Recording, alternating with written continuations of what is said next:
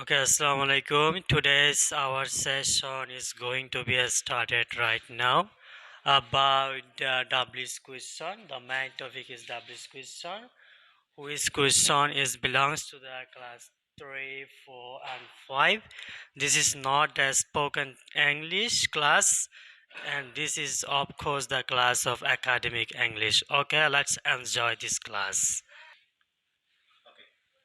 ওকে, আমরা আজকে WS question নিয়ে আলোচনা করব, যেটি ক্লাস 3, 4 এবং 5 এবং মাঝে মধ্যে দেখা যায় হলো ডিগ্রির ইংলিশের মধ্যেও এগুলো অন্তর্ভুক্ত করা হয়। ওকে, আমি আশা করি আজকের এই একটি ভিডিও থেকে বাচ্চারা তোমরা তোমাদের ডাব্লিউএস কোয়েশ্চেন নিয়ে যত ঝামেলা আছে সব ঝামেলা মিটিয়ে যাবে ইনশাল্লাহ। ওকে, ভালো করে আমাদের ভিডিওটা লক্ষ্য করো। এখন আমি কয়েকটা এপিসোড ব্ল্যাকবোর্ডে লিখেছি যে সেগুলো তোমাদেরকে জানতে হবে ডাব্লিউএস কোয়েশ্চেন করার জন্য। প্রথম যে কথা সেগুলো হলো ডাব্লিউএস কোয়েশ্চেনের বাইরে, আমাদের ক্লাসের বাইরে কিছু কথা।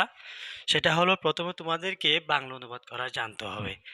মোটামুটি হাইলি অ্যাডভান্স লেভেলের বাংলা অনুবাদ করা না জানলেও তোমাকে মধ্যম লেভেলের বাংলা অনুবাদ করা অবশ্যই জানতে হবে। দ্বিতীয় হলো ডাব্লিউএস কোয়েশ্চেনের বাংলা অর্থ জানতে হবে। ডাব্লিউএস কোয়েশ্চেনের বাংলা অর্থটা তোমাদেরকে জানতে হবে। যেমন দেখো, হোয়াট অর্থ কি, হোয়াই অর্থ কেন, ওয়ার অর্থ কিভাবে, ওয়েন অর্থ কখন, তারপর হুইচ অর্থ কোনটি, হুম অর্থ কাকে, হাউ অর্থ কত, আও মায়নি অর্থ কত, আও মাস অর্থ কত, হাউ ফার অর্থ কত। ঠিক আছে, বেসিক্যালি এই দুইটা বিষয় তোমাদেরকে অবশ্যই জানতে হবে।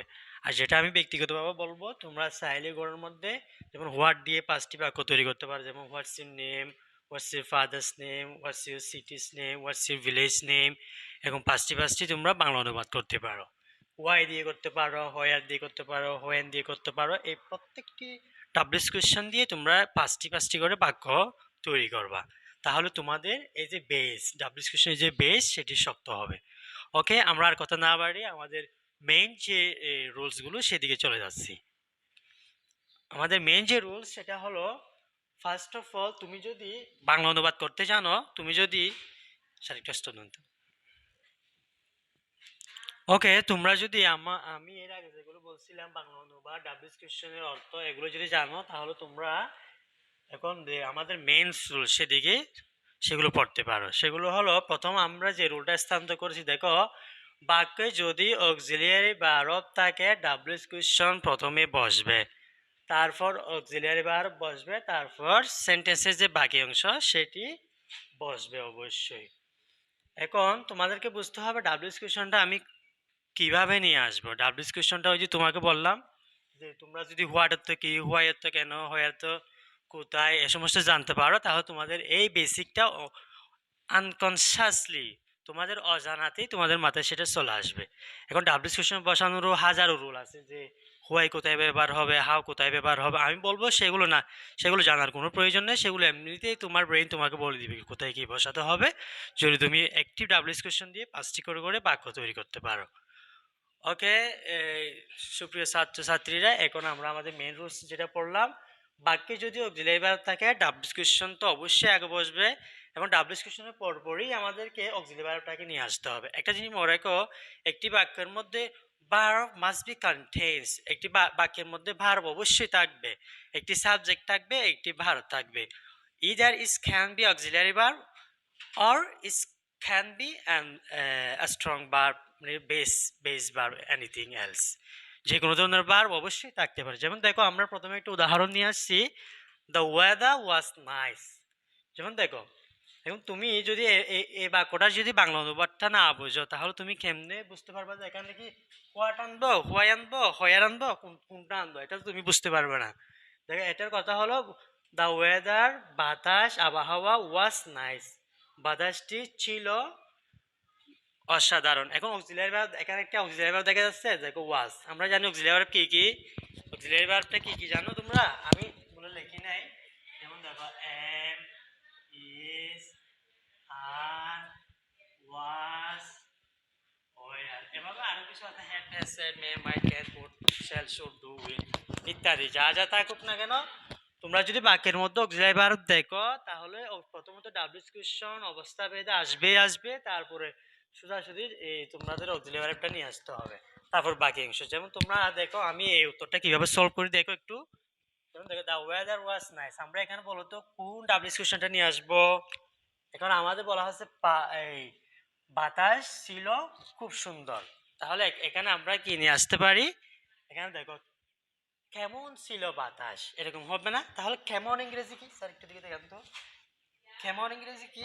দেখো হাউ আর একটা হলো কত আর একটা হলো কেমন, ঠিক আছে? একটা হলো কেমন। এখান থেকে আমরা এখন আমরা কি নিয়ে আসবো দেখো হাউ।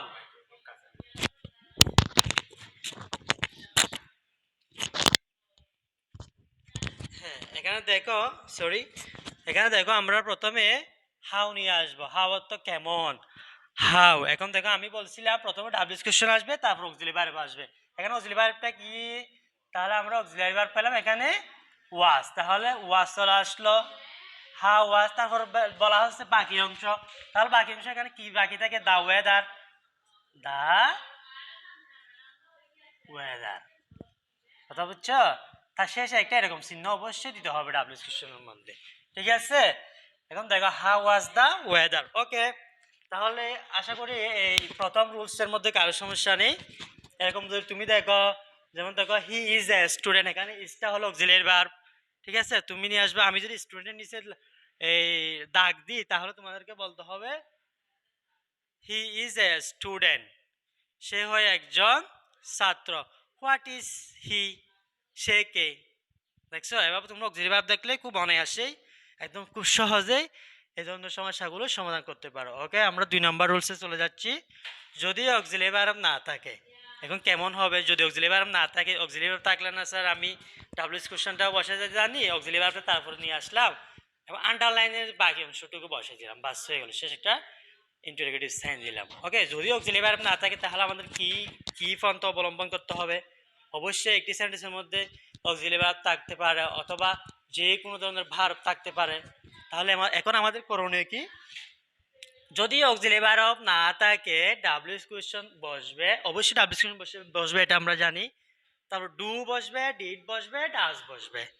ডু, ডিড, ডাস, এখান থেকে যে কোনো একটি বসবে অবস্থান ভেদে। যেমন দেখো